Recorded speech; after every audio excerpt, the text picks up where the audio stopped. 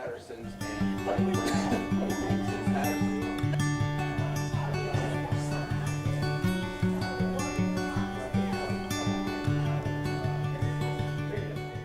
But the land on which you sit it has a little bit of a colorful history. All of you know Betsy Betsy Patterson. And, you heard of her? Yes. Okay, so I mean, there's some, and of course, William Patterson, I think, was one of the wealthiest Americans in the late 1700s, early 1800s. He also was, and you guys, Horvath, correct me if I'm wrong, he was the president, at least of the organizing committee that formed the B&O Railroad. And I think he ended up being on the board after that, but on the organizing group, he was the head honcho. And of course, everyone always said, oh yeah, therefore that's why the railroad came by here. I'm not so sure what the other alternatives would have been. You know, I mean, the Tapsco River Valley was that's where a lot of the mills were popping up, and it was probably the best way to get your grades. You know, remember they had to battle grades. So yeah, so William Patterson is a very influential person. So He was Betsy's brother, right? I think his father, wasn't he? Father. George was the brother. I think so, yeah. George Patterson was the one with B&O. William was the father. Yeah. I'm sorry. Mr. Patterson had a double townhouse downtown, and he had a large family. And then he also bought a lot of property. This was his property out here, this farm. And then he also owned a farm, like, I think near the Belvedere. That was still country then. And a couple of properties up 83. He bought a lot of property. Yeah. And then I think his eldest son, I think he had 12 or 14 children, and a lot of them died when they were very young. His oldest son that survived inherited this property, and then I don't know what happened after that. But Betsy, at the time, a girl could not inherit property from her parents, so she was kind of left out of that. Yeah. That Betsy Patterson story is a sad story. Yeah. I think she spent the rest of her life. I don't think she ever remarried. I don't think she ever had any other kids other than Jerome. And I think she was constantly.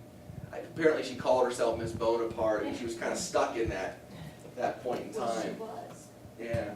And I think she ended up dying at a very old age in the late 1800s, I think. And anyway, so it was an exciting story. But I was actually reading a biography on James Madison a couple years ago, and it mentions Betsy Patterson. Apparently, she was strikingly beautiful. In other words, she'd come into a room, and Madison's even mentioning it. He was a little ticked off because she would draw all the attention.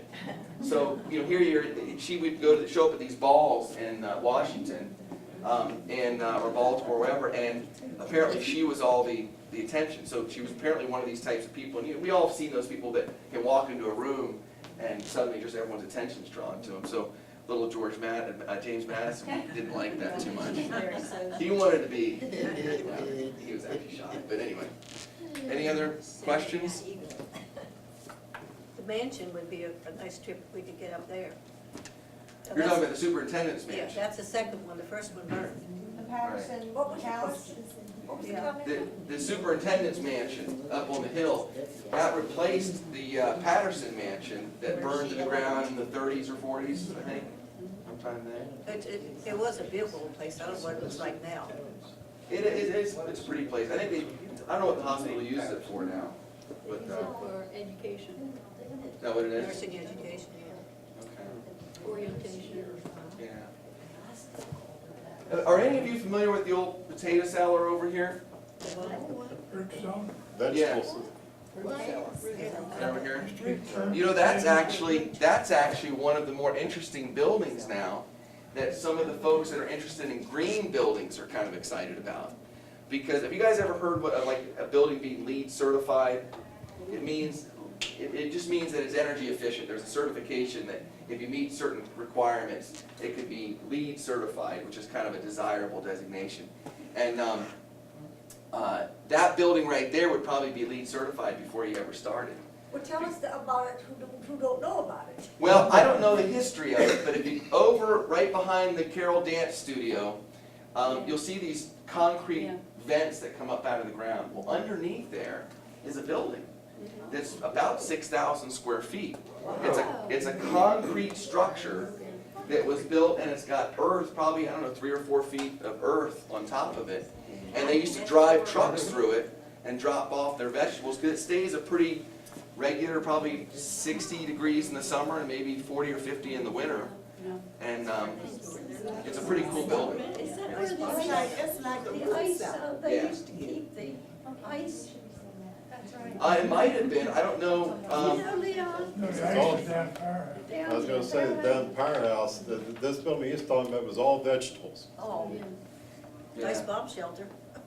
Well, actually, there is a sign there that says a bomb shelter. Is it tour okay? Can we get a tour? We probably could. It's got kind of some nasty stuff in it right now. You know, lead paint, and asbestos, and so they probably don't. Well, I mean, it's not that big of a deal, but it's hazardous material, and so if people go in there and breathe it, I guess if you were to breathe it for a lot of years or something, it might cause problems. But you can see the entrance. If you're going down Buttercup Road, you can see the doors. So the double doors right there, you Yeah. see. Yeah. There So was it's a kinda- greenhouse up by the mansion right down the bottom, and that was torn down. Yeah. When Voc Rehab came in here, they used the greenhouse up in Nunsgrove. Yeah. But that was, they grew flowers there for everything. Anyway, yeah. How many acres is this whole facility here? It's 96 acres what the town owns. The whole hospital, like, originally was, gosh, it was probably, the whole ground was probably 1,000 acres when it first started. Then they cut that in half. The hospital proper now is probably, I think, about 200 acres. And then you've got Martin Gross and that area, which is additional When I came here, the two. 60 or 70 acres. So it's all been chopped up, but originally, as I understand it, was about 1,000 acres. How many patients are actually here? Well, at its height in the 50s, I think it's probably where it had its high water mark for patients. It was about 4,000, maybe just shy of 4,000. Now there's maybe 200 or 300. So it's really dropped down. A lot of that's because of deinstitutionalization, where a lot of patients, and they had a lot of people here that were here for things that now we can treat medically, like epilepsy. I actually had an ancestor that had epilepsy and is buried over at Sunnyside, because my family was from Southern Maryland, and the problem was when these patients would die, sometimes word wouldn't get back to, the timing just didn't work out. And then you had this dead body you had to do something with. And so I think the local funeral home, which then would have been Weir's, I think they did a lot of work either for low price or gratis, and then they would bury them at Sunnyside. So there's a lot of people up there that were buried. Yeah. When was your, 1912, 1915, so a long, long time ago. But nowadays, so he wasn't mentally ill, but they still kind of treated Yeah, folks with epilepsy, and I don't think they understood it. people were scared to death of it. Yeah. Well, some of the bodies that no one claimed would go to the anatomy board. And then they would be sent out here, and when the even before the chapel was built, they have a place up there, and they used to have ceremonies Memorial for service. those people that come Right. out. And my son used to play the organ sometimes and sing. They used to have the outdoor ceremony as well. I don't know if they still do. Then they Yeah, had the once a chapel, year. Yeah. and they started having it there. And the last one I remember, they had the whole mansion up there, all within they had benches and everything in the Right. woods, and they had a big crowd from Baltimore Wow. But it was outside, like outside, yeah. Yeah. But you went inside for kind of refreshments or something. It's an interesting site. Most of you been to Sunnyside? Yeah. That's kind of an interesting place to go. They have these little markers that just have numbers on them, and it's on a steep slope. So I don't know if there's actually bodies buried there or whether they cremated them, because it doesn't seem like there's enough space for how they have them spaced out. Where is it? How would you guys describe it? I don't know the Right road over names. behind the men's group. If you know where Martin Gross is, if you come off 32 on 4th Street, okay, that's the entrance into the police training facility. Just go straight. When you come to the four-way stop, make a left. And then you go up, and there's kind of a road that kind of angles off to the right. You get on that road, and it'll wind around, and Down the it'll be bottom. back in there. Yeah. Down towards the hog farm. Yeah, Where the tennis where the court used to softball be. fields Oh, were, yeah. there's some ball fields in there too. So is that still considered a Springfield property? Yeah, yeah. I mean, it's a cemetery. I mean, it's got probably, I don't know, maybe a couple hundred people there. I don't know how many people are buried there. They stopped, I don't think there's, I think the most recent, someone's been buried, there was probably like the 40s or 50s. I don't think it's been, I think with communication, there's just ways of getting, better communication to get a hold of I people. think the Hates bury some Yeah, people they in the do. Presbyterian church too. They have, Okay, around the area, they have different, Right. not often, I guess, but you know, when necessary. right. Yeah, I thought when people donate their body to science when they die, that after the scientists are finished with the bodies, that they're brought over here. and that could be cremated. true That's also. true. That's why you don't find the whole body, you only got pieces. Yeah. Well, that's one thing that struck me when you look at it, there doesn't, in a normal cemetery, typically you have the length of a human being. Yeah. But here, it doesn't seem like they have that spacing, so that's why I thought maybe they, they cremate him or some Well, other, they cremate them at the board, okay. at the anatomy, and they come and bring them out. Now, this is not good to say, but they bring them out in cans that are sealed, and they have the names on them. They just bury the can. Uh-huh. Yeah. They bury the And can. would there be more than one cremation? Yeah, there's More than one in- cremation in a can, so There's they'd be, more than one, ashes because would those be cans- mixed. Those cans would be maybe about that high and. I don't think each one of those markers has that person underneath it.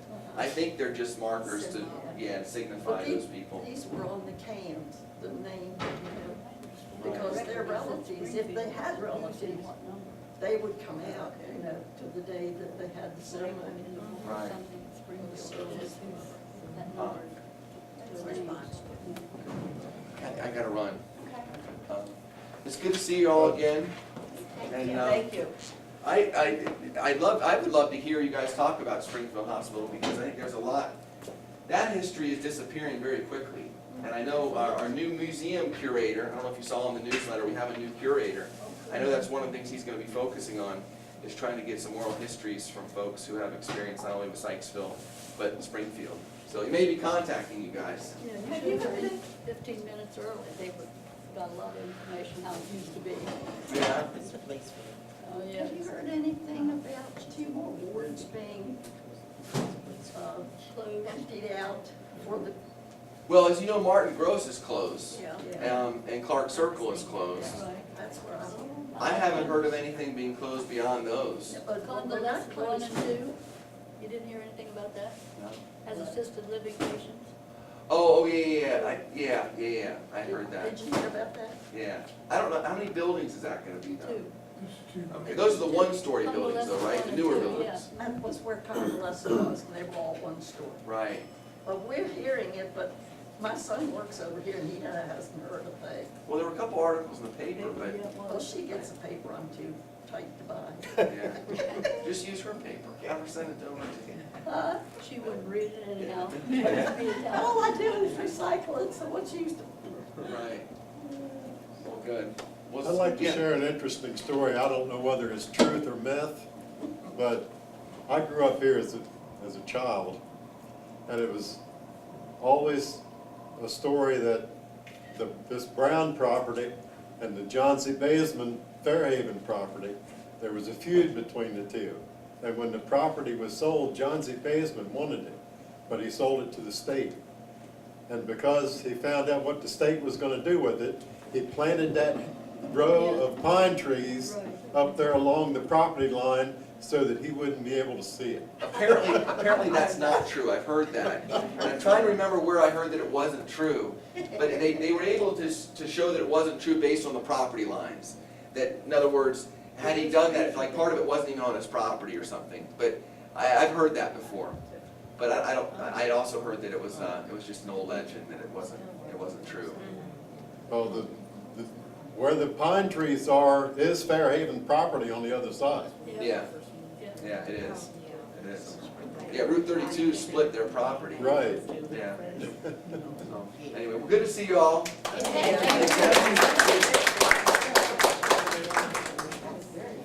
Well, Mac had to leave, but I would like to continue this. A show of hands again about how many people worked here in this building? Oh, not in the building, but it's. Well, I think I'm the only one worked in this building too. okay, well then worked at the complex. I'm wondering if we can go around and you can just share a story or two about what it was like to work here. Anywhere or just in Warfield? Well, right on this complex, Warfield. Warfield or Springfield, Oh. this whole area. I mean, if you all worked here, you know what the patients were like, what it was like to work. I worked in the firehouse, well, I worked in wards for 6 months. I had a woman supervisor, she was the first one at the men's group, and we didn't hit it off too well. I wore expenses every day. Nobody liked her at the women's group, so they sent her up to the men's group. That was 1949, and she was a bitch. And then over in G wards, men used to holler, "Barnabas, because that's all she'd holler. If she wanted something, she wouldn't come, y'all, Barnabas. So, my father, he run the Candland, and the spring before the Cannon house opened up, he worked on G ward, or worked G ward after it closed. And they all got to hollering over Brandenburg. Then the old man just done it for the hell of it. And of course, I didn't realize it at the time. I said, "Who the hell you want something?" And it was my father. It was your father. Was his father? But she was something, back in the day, we used to run the patients up the hall naked. She don't, all she do is sit at the damn desk. Me and Willard Evans, he lasted 3 months, I lasted 6 months. What year was So I went there for this? a couple of years, and I went to Rose, went to work at the firehouse. And I transferred back here in '54 to the firehouse. I worked at the firehouse till 1961, and I transferred up to correctional campus, maintenance supervisor. Retired there from there in 1979. Was this a lot like Rosewood? Are they Well, it was, parallel? well, Rosewood was more children Children, yeah. than, there's some awful sites at Rosewood. It's I worked smaller? I worked at nighttime and as a maintenance man. And one particular night, my wife, she worked on stump ward, and she called me and didn't have no heat. And I went up, I was working in the bathrooms, the heater in the bathroom wasn't working. And this little boy come in, back out, old Mr. come in, back out. About 5, 10 times he done this. And I walked up to my wife and I said, "Why don't you do something with that little boy?" She said, "Which one?" I said, "Well, that one come down all right now." She had 18 of them. They all looked alike. Oh, They were they weren't all the mongoloids. same ones. They was all the same age, and you couldn't tell them apart. And then over at the hospital, they had what they call water babies. They had a baby over there, laying the thing, had a head that big around. Oh, I just Almost acknowledge. damn thing. But it was basically, it was a lot mental, but it was for Physical, younger patients at the time I worked there. right. As the years went on, it got into older patients.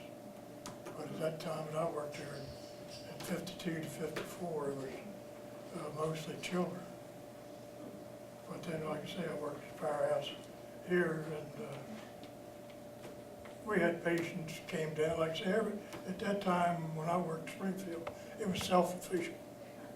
Had their own pig farm, cattle farm, milk dairy, vegetable gardens, cattle, you know, they raised all the crops, made their own electricity, made their own steam.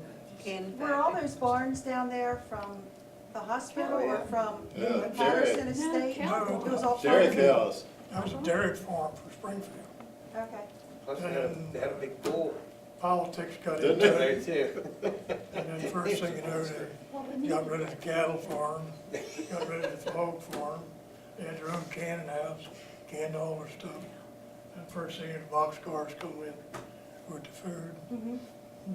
BG&E come in with electric, and that was the end of it. And they had the industrial shop, made the mattresses, Well, made the men's industrial clothes. shop made all the clothes for the patients, the employees, uniforms, mattresses. The place was self-sufficient. Right. Of course, they had their own apple orchard, peach orchard, pears, back down that bottom, and made their own water. And Slacks it- Road was a farm road, that wasn't a county road until Yeah, what? the early 60s. Oh, yeah. When they had the chicken farm. And they had a chicken farm out on 32. But I say, the hospital was self-sufficient until the late 50s. It's like I said before, it was therapy for the patients. And like We I had say, so many of them. patients and women's worked in the can house, snipped the beans and peeled tomatoes. Yeah, and They we had two had, men working in their, employees. The rest of them was patients. When I was a kid, the 3 gates were closed and locked at 6 o'clock. Yeah. mhm. I can't think of the guy's name, rode around on a motorcycle, closed the gates. Hmm. Yeah. I can't think of the cop's name that used to come around at nighttime and close the gates. Oh, I don't remember his name Yeah. Amazing. Where did you work? Industrial. Can't think of his Well, name, he lived down on Oakland Road, right on the curve. That's what I. He lived down And then I Oakland went into Road, right on the rehab. curve. I And I can't think worked- of his name. Hubner, Bell Building, convalescence. And then I went into the rehab office for a while, and then I ended up at the Which they had metal surgery done, they done their own Did you say operating. Palmer Ringley? Ringley. Oh, no, way before Probably Palmer. before- The only Coakley? one I know is Mel. Coakley, yeah, that's Yeah, right. Coakley. Okay. Coakley, yeah, Yeah, yeah, back in the 30s and 40s. yeah. Now they don't even have the gates are gone. Hmm? The gates are gone. Oh, yeah. They use it during the war, didn't they, Yeah. to scrap it? I put, there's a picture in the one Sykesville book. Didn't they use the iron during the war? Didn't they have to? They were on there long after Yeah. World War II. I put a picture in the one Sykesville book, and it's me on the gates out there. Yes, I was only like I 3 or 4 remember years that, old or yes. something like that. But they were there, we always like remember. swinging on the gate? Mhm. Yeah, well, they were propped open for a long Yeah. time before they ever took them off. Yeah. But nobody knows what happened to them. When they were locked in the evening, I lived in Floraville, and we used to ride bicycles. And forgot, I guess, we went out, I forgot they were locked at a certain time, there were 3 or 4 of us. And I went first, and I ran up the instead of going through, I went up like that, the bicycle fell behind me. Of course, I got a big, good show, and the boys all laughed. You couldn't see the gate? Huh? You couldn't see the gate? Heck no, I was having too much fun. I've never been blinded, I don't know. I used to be blind. Well, here's another one. Do you all know anything about Springfield or Spring Grove? How did they all connect, Spring Grove and I don't Well, think. Spring Grove and Springfield was basically about the same, patient-wise. what county. Of course, then you had Crownsville, was the color, same with Crownsville. Granville State Hospital, yeah. Well, Rosewood is Baltimore County, Yeah. and so is actually, Well, so Spring is Grove, Spring Baltimore Grove. County. Catonsville? Yeah, it's Baltimore County. But was that also, do they have adults there? Oh, yes, Oh, yeah. oh, yes. I think Spring Spring Grove Grove was basically like, was earlier than Springfield. It was sort of the only one initially. And Rosewood was more physically handicapped than mentally handicapped people. So they were offered different kinds of services, but one of the incentives for Springfield, I think, was the fact that Spring Grove had gotten so overcrowded, and it was so, the conditions there were so bad. And so they wanted to open up a new facility with better kinds of treatment facility. I came here as a student nurse, so I was one of those affiliates. Here's another one. In 1960. And I had a couple of fine memories, but one of them in particular was that initially, we were told very carefully to stay away from the local boys. Nobody listened to that. Nobody did that. You're absolutely right. Because the local boys, knew all the young ladies coming from various schools. Most of, a lot of them came from out of state, and of course, this was their first time away from home. So we had a very strict curfew, and all the house mothers knew us made it their business to know what we were doing. This is one who came down to And one you of our had boys. to be careful on the phone because people could eavesdrop on your calls. So a couple of girls got tangled up with local boys and tangled up with house mothers at the same time. Although there were a couple of marriages that did result in happy endings, so. But all the boys around here, or all the affiliates, not all, but a lot of them, married these local boys. Absolutely. Yes, they did. Yeah, it wasn't all bad. Did you? Okay. She did. But Doreen, you did, Yeah, right? she did. She did. I was just a licensed practical nurse, but I got mine from Harris County. When did you come here, Doreen? Oh, about 56, I suppose, yeah. I was here probably as an affiliate, probably 54, I believe, yeah. But then I had to go back and finish another 10 months or a year, something like that. So when you left here, where did you go? I went back to Cumberland to finish the training, to finish nursing school. And then And you you came stayed- back here? You stayed here for 3 months for your psychiatric training. Yeah. And then you went back to your home school and, did your other disciplines. But the affiliates came from as far north as Connecticut and as Yeah. far south as And- Florida. Absolutely. So many of the girls were really out of place. Oh, yeah. And it So what brought you back here? Kenny Bolin. No local boy? No, he was from Tennessee, Okay. working in I was Springfield. gonna say, Kenny was from down south. Yeah, he was from Tennessee. I was from Pennsylvania. lots of connections. We have stock in old Route 40. Kathy? Were you ladies provided housing when you came here? Yeah. Yes, we lived in Nurses' the, home. like dorms Yeah. or whatever. We were in the Jones building, and the state police now have taken over for on-scene practicing. I don't know what's left of it on the inside, but we were housed there. Yeah, we had nice little rooms, actually. Yeah, it was a nice building on the A inside. dormitory type. But the house mother was there. Absolutely. She didn't Monitored know your all. calls. Well, anything that went on in the building. Yeah, she did. Absolutely. Of course, she didn't have any control for She the didn't know outside. all. Well, no, but she tried. On the way in, we came in the scenic route too, like Bill. Is it a nurses, what's the building down here? The nurses building? Is Used that to what be it a says? nurse's home, Nurses home. Nurses home. police And then there was an center now. employees home. Is it still a nurses home or? The nurse's home was the first one across the bridge. Grounds police got it now. Okay. When So I it's was, just a sign. when I was 16 years old, I had paper route through the hospital and dropped papers off different wards and places like that. One of my favorite places to drop papers off was the Jones Building. Jones building. And I was supposed to, when I went into the building, I was supposed to yell my presence. Well, I did yell. That's a paper.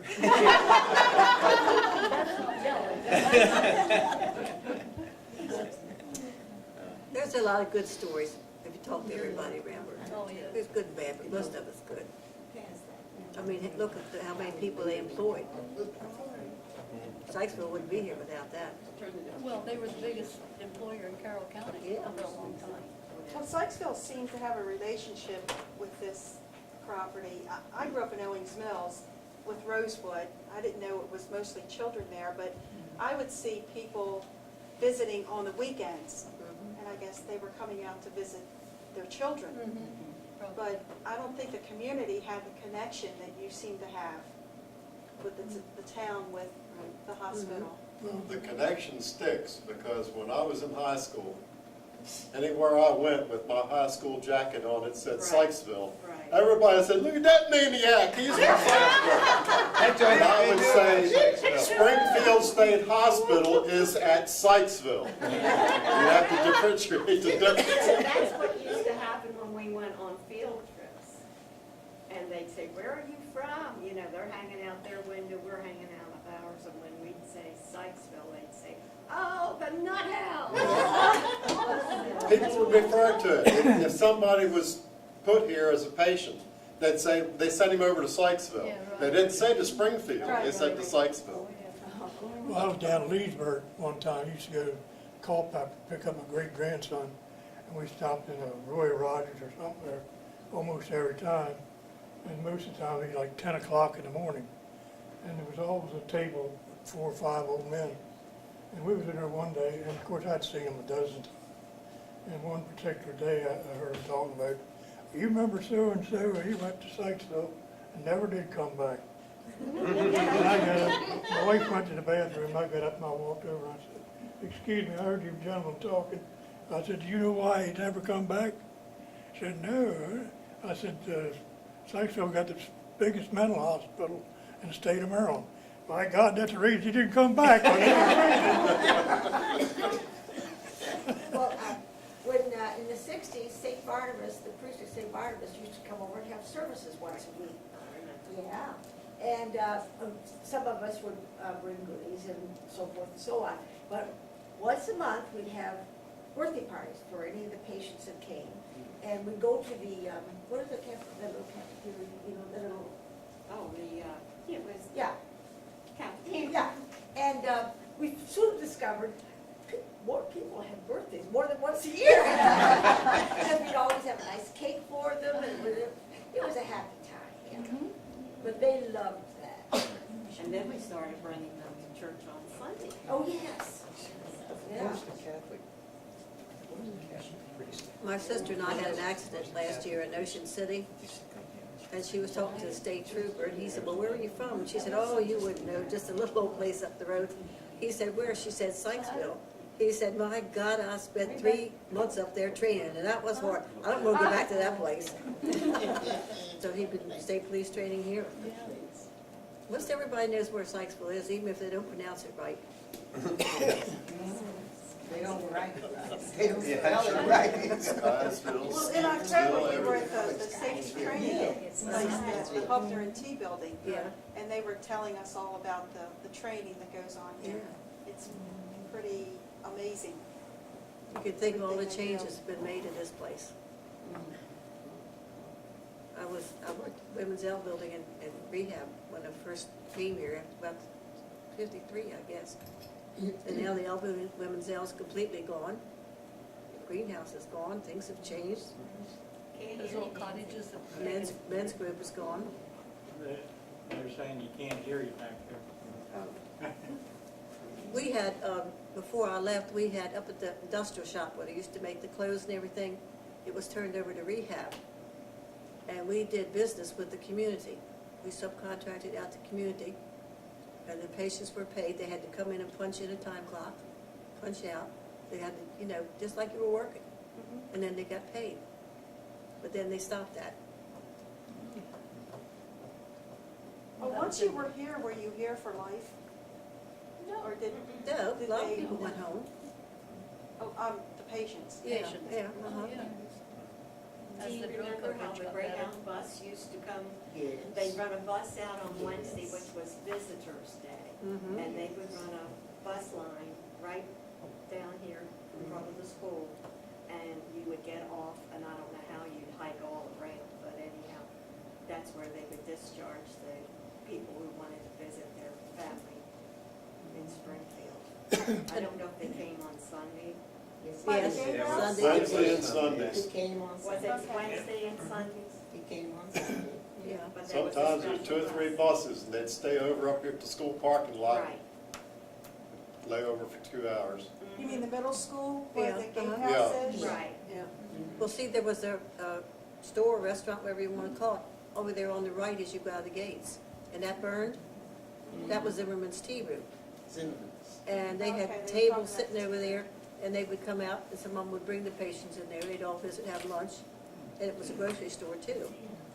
And before the canteen was built, you could call your orders in over there, and Red Barber would Yeah. make about 3 trips a day over here with packages of food and snacks and stuff. Yeah, when I worked at, well, before that too, but I worked at Men's Group 49, they used the stores Harris would have it 1 week, and Nellie Dixon have it 1 week. Henry Forsyth would have it 1 week. They'd call in or write up their orders. We'd take the orders on the ward, you know, and every patient had a slip of how much money he had to spend. We had a fellow there, Mr. Chase. He was related to the Chase Bank. He had $50,000 in his account. He never spent a nickel the 6 months I was there. Oh, He could bought Sykesville at that Up time. on the That was like- Floorville side, across from Nellie Dixon's, there was a pass-through in the fence. Yes. Patients could walk up there, and Nellie would see them standing out there, and somebody go over and take their order, and fill it, and bring it back across the street to them. Well, there's something, where were these places? I've never heard it, or I don't know Right at about the these. intersection, We go out, where the light is. They're not there anymore though, right? out by the museum, there's a gatehouse, across the road. Floorville's gas station now. It's, well, it's as just high. an empty lot there now because it burned down. That was Zinnemann's, and where 7-Eleven is in Floorville was Nellie Dixon's. And Kathy, maybe we could meet at the church at Floorville one time. They are celebrating their 100 years of it. And they don't have a lot of space, I don't think, but No, probably she's enough in that for one. this They're group. good when it's green For weather. this Is that the group. Methodist church? Yeah. This side. Yeah, they have a little Yes. church. Someone suggested that last week. That's on my list of places to visit. So, thank you. Yes. Mary worked there too. At the church? No, No. here. Oh, okay. All the remembrance that I hear, I haven't heard anyone say how they, well, we used to call it Old Dinky. You think Yeah. that's Old right? Dinky used to carry the coal Right. over here to the, where Our our house. That's right, yeah. Yeah, and it came right Yeah, there. Paul Smith's father was engineer on that, wasn't he? Right.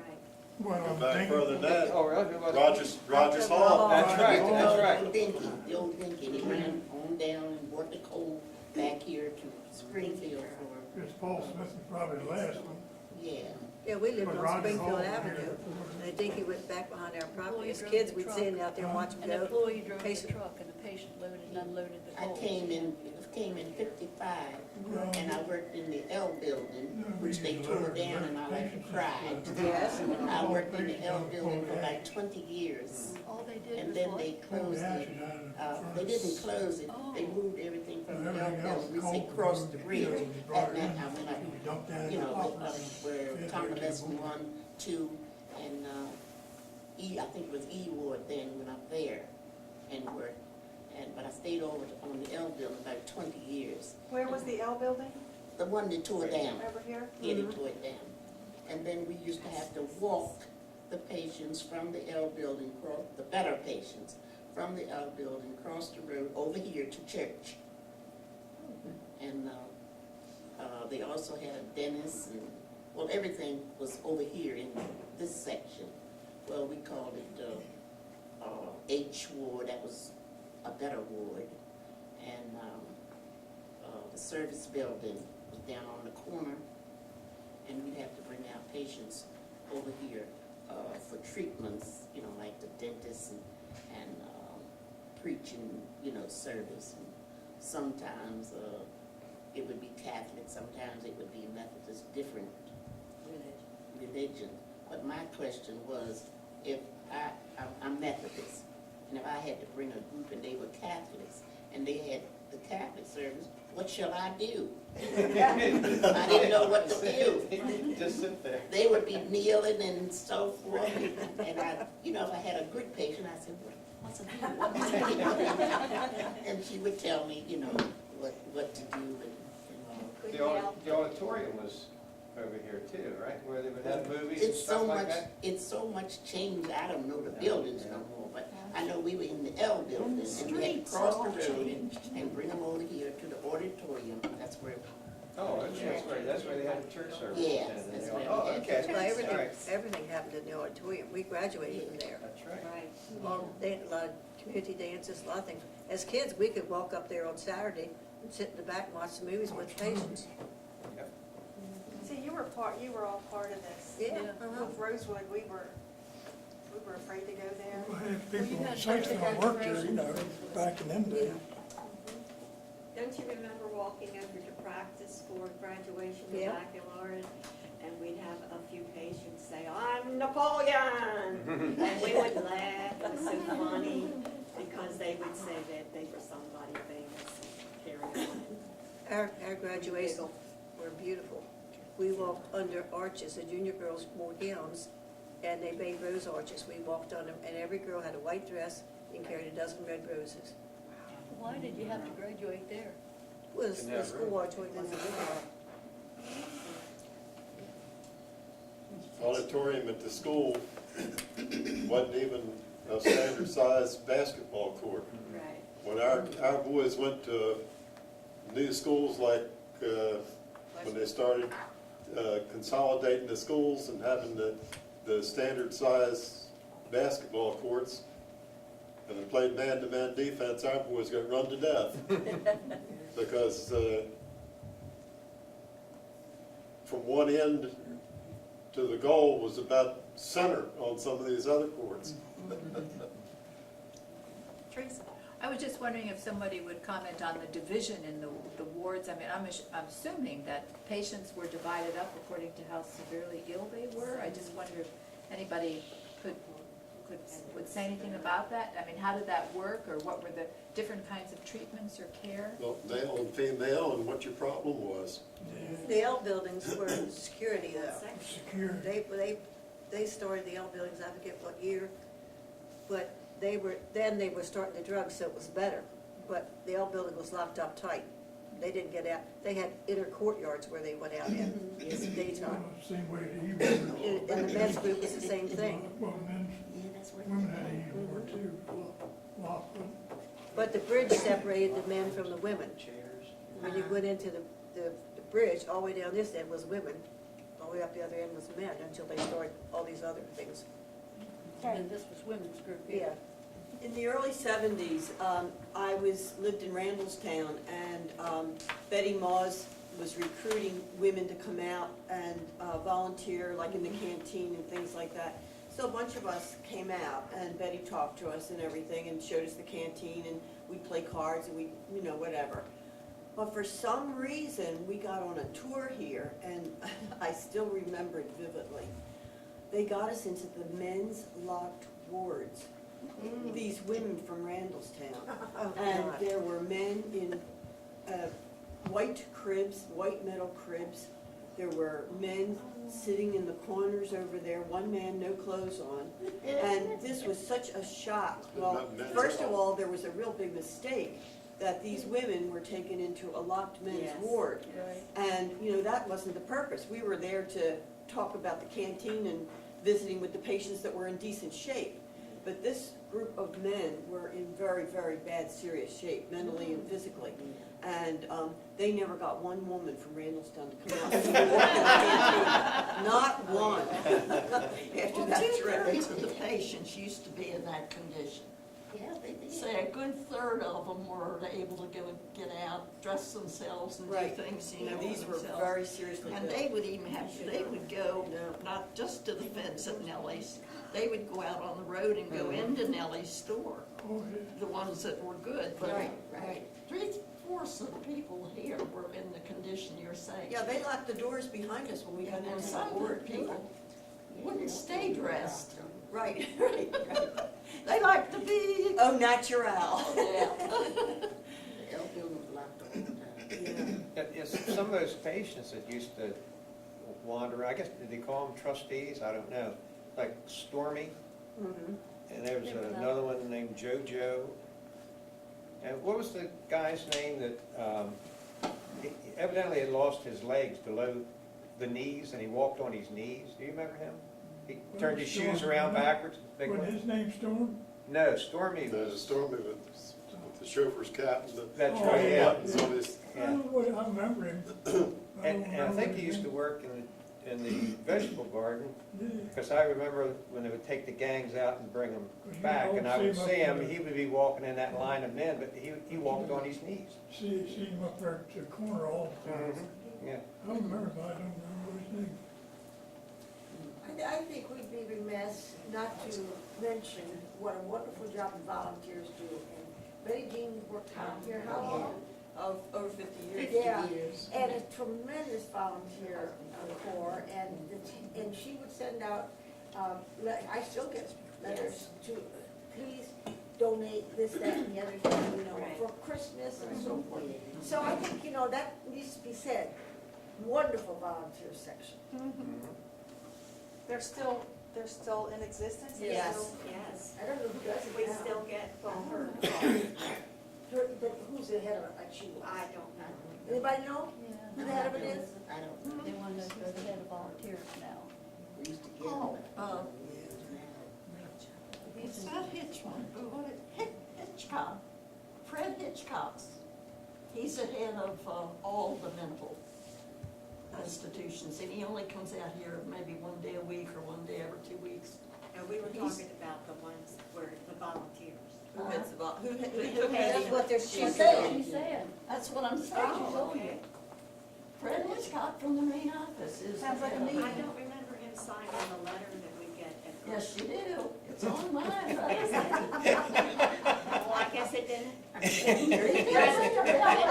Because I didn't know if you anything. didn't know the name, it No, I probably didn't. didn't.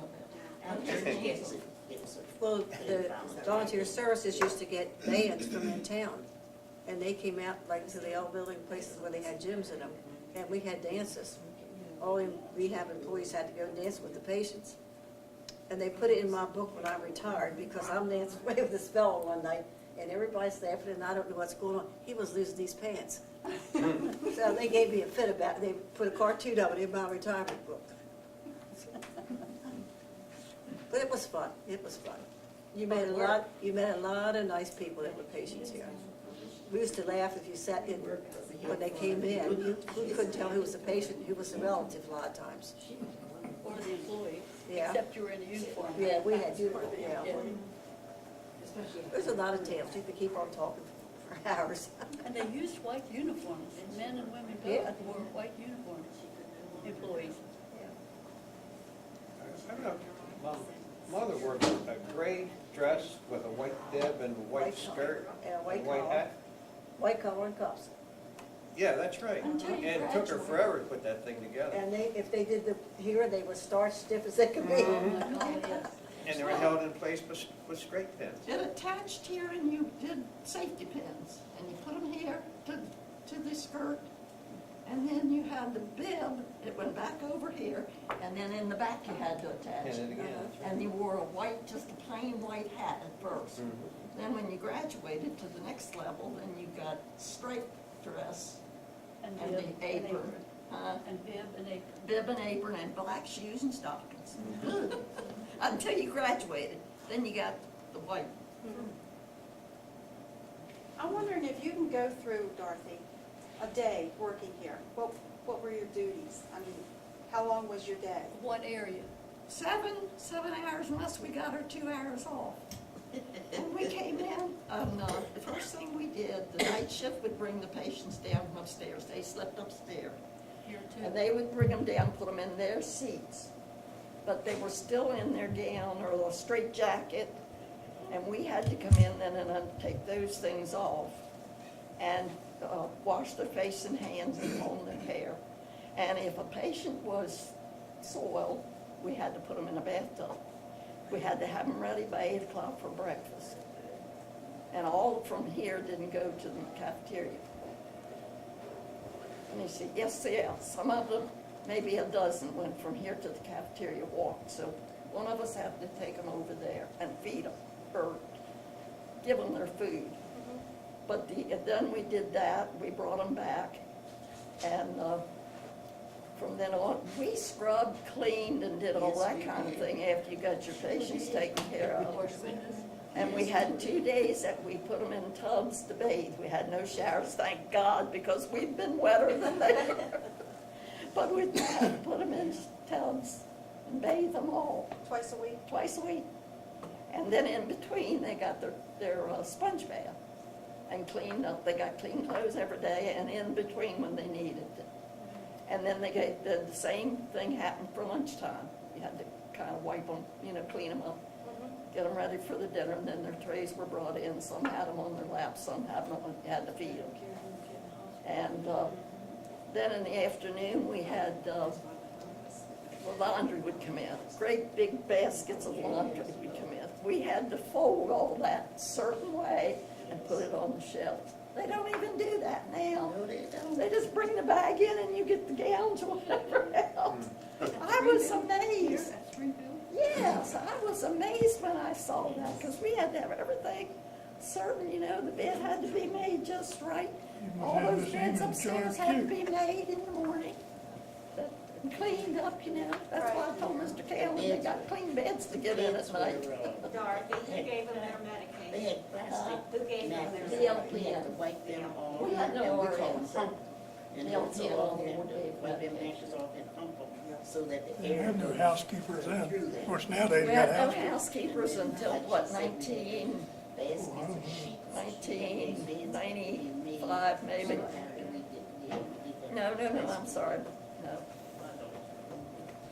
My About grandma- 1985, got a housekeeper.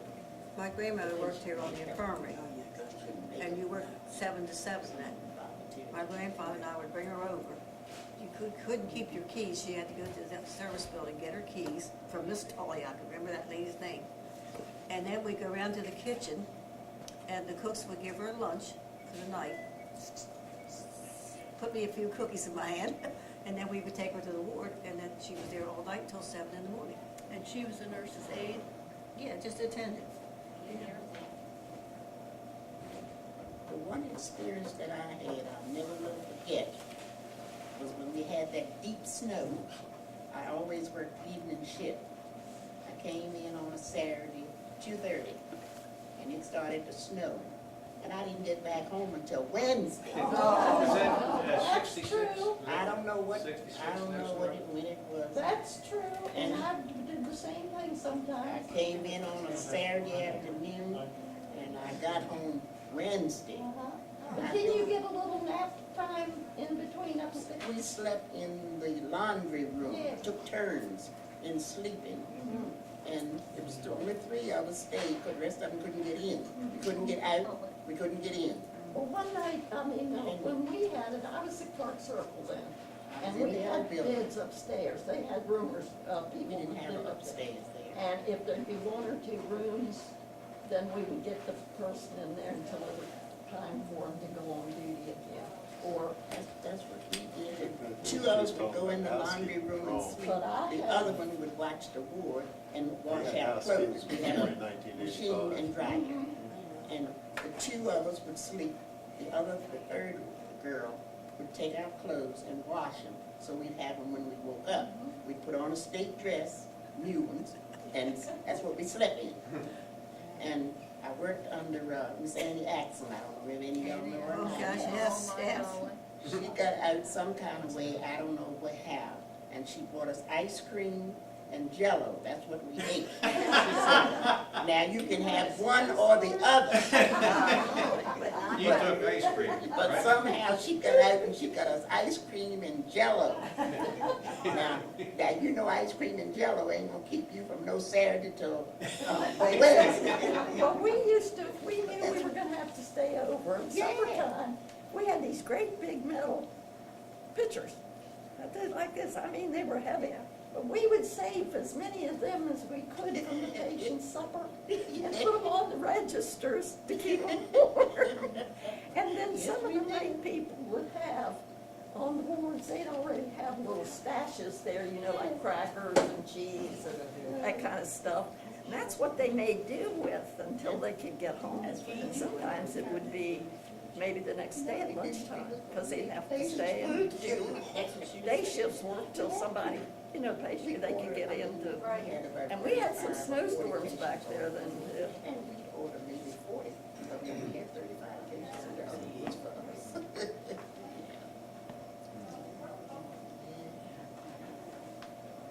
I was just wondering if there were physicians who lived here?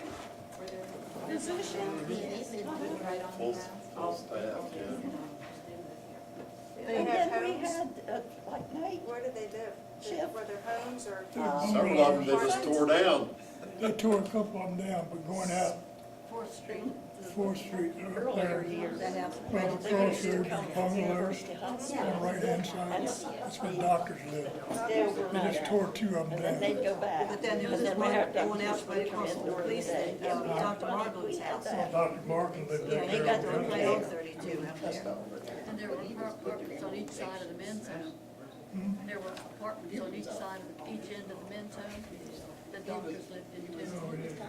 But then the superintendent, of course, lived in the mansion, the assistant superintendent lived in a house. It was right up there by the gates, but it was moved out on 32. It sits there by itself. That was assistant superintendent's house. And now the state police, I think, have that too. I don't know who has it, but I spent a lot of time in there because his daughter was the same age as me. A lot of people don't realize that the medical surgical unit up there was a complete hospital, unless you needed some really major surgery. Where was that? We had doctors come out from all To over. the right hand, Across from the Hubners. going up to the Hubbard to the right hand side, big 3-story building. They used to bring doctors out from Baltimore a couple days a week to do, you know, surgeries. I can't think of the name of the doctor, but his daughter was here. There's a doctor from Baltimore and his daughter was here in the Hubner. Right now, I can't come up with the name. As a patient. Uh-huh. I remember that. So he came a good bit. I remember that. It was when my daughter was up there. She used the diamonds. I'm trying to remember some more things.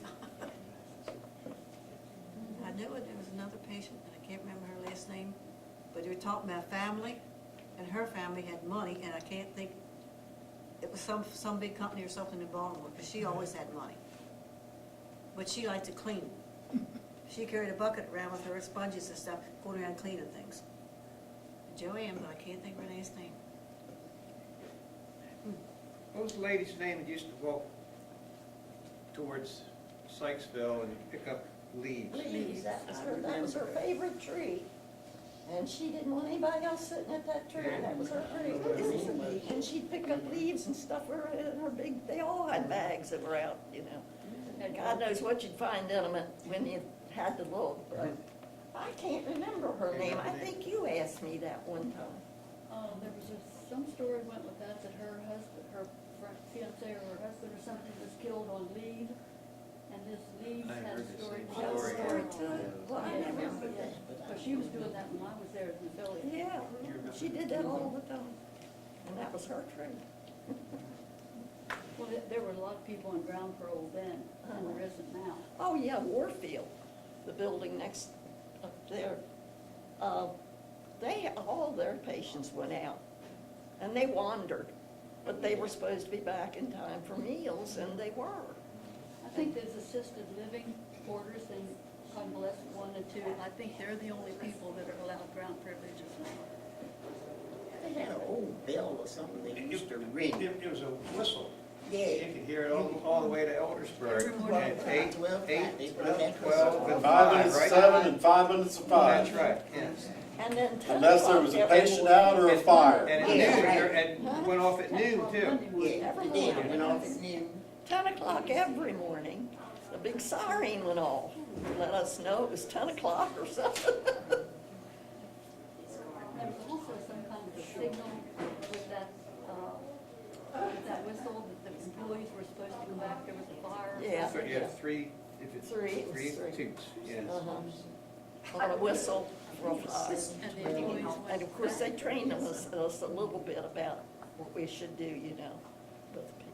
Well, most of them who worked around here, their businesses, let them come back for a fire. I know. We were jack of all trades. Yeah. And master of none. Sounds like they were master of something.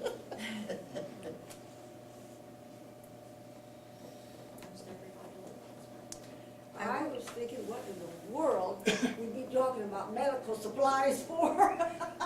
Because that's what it says, you know, Nexion medical supplies, and I thought, what are we gonna talk about? It's Nexion Healthcare. We were, Norma was explaining that they don't, they're, for every dot on the map, that's where they're located. So it's mostly Texas and Louisiana and where else? And we got one. And one in Maryland. One in Maryland. That's right here. Yeah, I saw it too. Is this headquarters of the Nexion? Yes, The it is. Nexion Healthcare places, so Texas, Oh, Louisiana, yes. But there's one thing. We used to sit down in Sykesville, of course, I worked at the firehouse back then, in the 50s.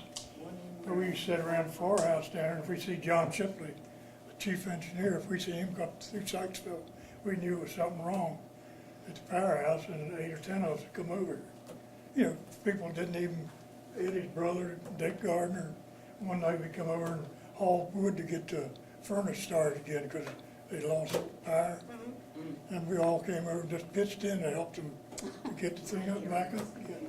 That's what I say, jack of all trades. But if he went up through town, you know, 10, 11 o'clock at night, we knew there was something wrong with Springfield. Teresa?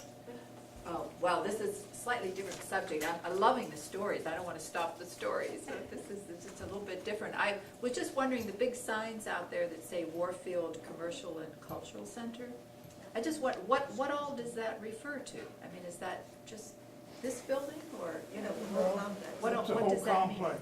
Just, But, I mean, are there other buildings that have been, that are open to the public? well, the dance studio is open. Oh, okay. And they have a dance studio over there too. That's what he just said. They This is just the first remodeled one. the And the buildings dance up on the studio. hill. But that's the future. The sign is what it's It's supposed to for- be in the future. That's, okay.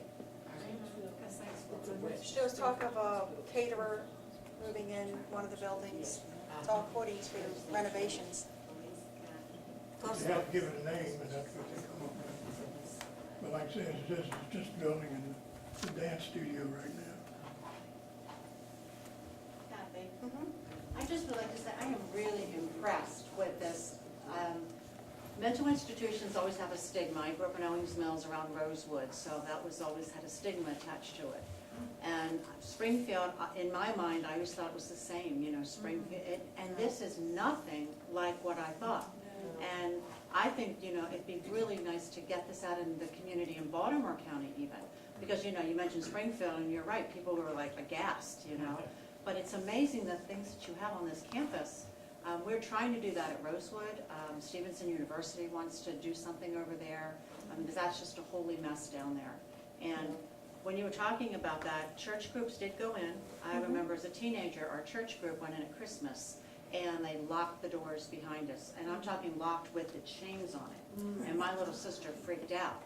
And there was, I remember one young lady, blonde hair, beautiful girl, seemingly nothing wrong with her, and I could not understand. She was like a little bit older than me. Why was she there? It broke my heart that she was there with these people, that, because some of them you could tell actually had mental illness and they needed to be in a facility like that. But I just always, she haunts me to this day, and it's been, a long time ago. Well, they would be okay for, you know, for a while, and then they get a little disturbed and they go off. Yeah. And that's why they were here, because the families couldn't manage them. And now, I've worked for years at the epileptic colony. It's called Clark Circle now, but it was epileptic colony. And almost everybody, patient was epileptic that was there. And then in later years, they started putting them out in the other places, or they had died, or, you know, something. But you had to really be back in our day and working through this to really get an idea of what it was all about, don't you think, Brandy? Because seeing this beautiful building, you'd have no idea what it used to look like. Well, my girlfriend used to work at Rosewood, and the stories she would tell about the babies and the cribs, and it was just very, it was. Well, there was no babies here. Right. We did It have was. one It was very born sad. one time up at Sumner. The girl came in, every time she'd get pregnant, she would go off.